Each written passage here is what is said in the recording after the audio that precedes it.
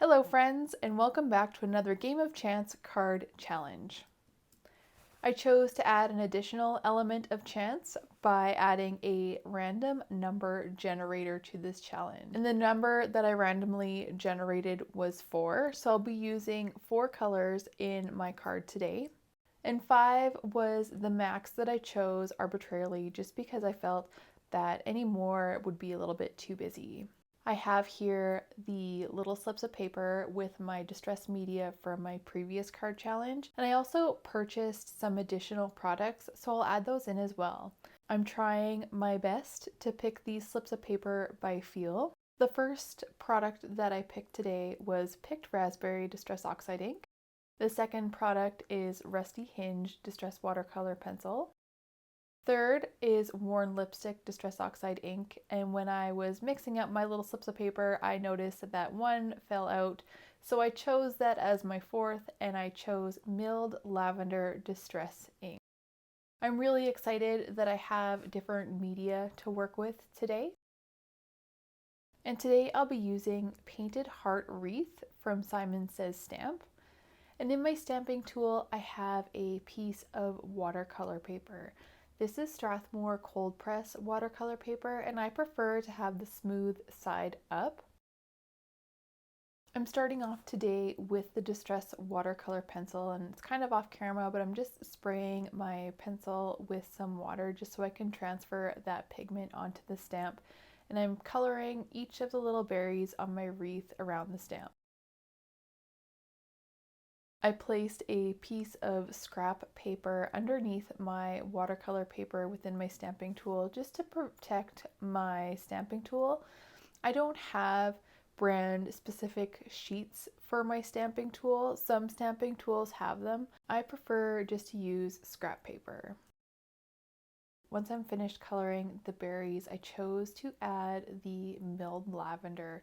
And I chose to add the milled lavender to my glass mat with a little bit of water on the side, and with a paintbrush I'll pick up some of that ink and some of that water. And the great thing about distress products is that it doesn't matter what distress product you're using, whether it be the pencil, the Distress Oxide ink, or the distress ink, once they're added with water they react and they create this really cool watercolor look. So even though I'm using different media for this project, in the end, they'll all look like watercolor. There are some areas on these stems where the rusty hinge from the berry was mixed with the milled lavender on the stem. I really like that look. If that's something that you didn't want to have happen, you could have transferred these pigments separately, in that you could have colored the berries of the rusty hinge and closed that over, cleaned off your stamping tool, and then added the milled lavender. It's the mixing of the colors that I really like with this technique. I'm using a number 4 round brush to paint the branches. The size of the brush, the shape of the brush for this technique doesn't really matter.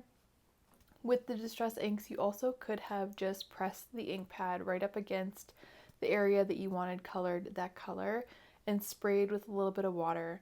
I chose to do it this way so that I could control how much water was being added to the stamp, as well as controlling the mixing between the rusty hinge and the milled lavender. So I wanted a little bit more saturation of that milled lavender, so I'm just going to go ahead off camera and paint those branches up again and close that over just to increase the saturation of those branches. And before I move on to the worn lipstick and the picked raspberry, I'm just going to give my stamp a really quick clean. And I can do that using some water as well as a clean towel just to wipe that off. I'll now come in with my oxide inks. I have worn lipstick, picked raspberry, and I chose also to bring that milled lavender back into some of the hearts. And just as I did before, I'll add that little bit of water to my glass mat, and then I can choose how much water and how much of the ink that I pick up to paint onto my heart. These inks could also be added to the stamp using a mini blending tool and then sprayed with a little bit of water after, but I find that I have more control of how much the pigment spreads adding the pigments as opposed to adding the inks directly to the stamp and then spraying water after. Adding water to the ink while it's on the stamp gives your stamped image more of an abstract look. Once I have the pigment added to the hearts, I'll go ahead and close that stamp tool door over, and I'll go ahead and repeat that process until I'm happy with the saturation of my stamped image. In case you haven't seen a Game of Chance card challenge before, the rules are I have to use all of the colors that I pick. I cannot use any additional colors that I pick. I'm not able to use any specialty cardstock such as colored cardstock or foiled cardstock. And I'm also not allowed to add any embellishments to the card. The thing that I really like about this card is that it's giving me rustic farmhouse vibes. And this is a combination that I would not have picked of my own volition. I'll definitely be using this color palette in the future. With that card front set aside to dry, I'll go ahead and move on to the sentiment, and using an ink blending tool, I'm adding some milled lavender to some watercolor paper. And I chose watercolor paper as opposed to regular cardstock because the cardstock was both too similar to the card front and not similar enough at the same time. It looked a little off. So using the same paper for the sentiment as well as the card front gives it some continuity. The sentiment that I chose today is from Impression Obsession, and this is Happy Anniversary. And when I run that through the die cut machine, I want to make sure to run that through a few times just because this is really thick watercolor paper. And now that I have that sentiment die cut, I wanted to add a little bit more color, and I chose Distress Oxide ink, picked Raspberry. And just with an ink blending tool, I decided to lightly pounce some color on there.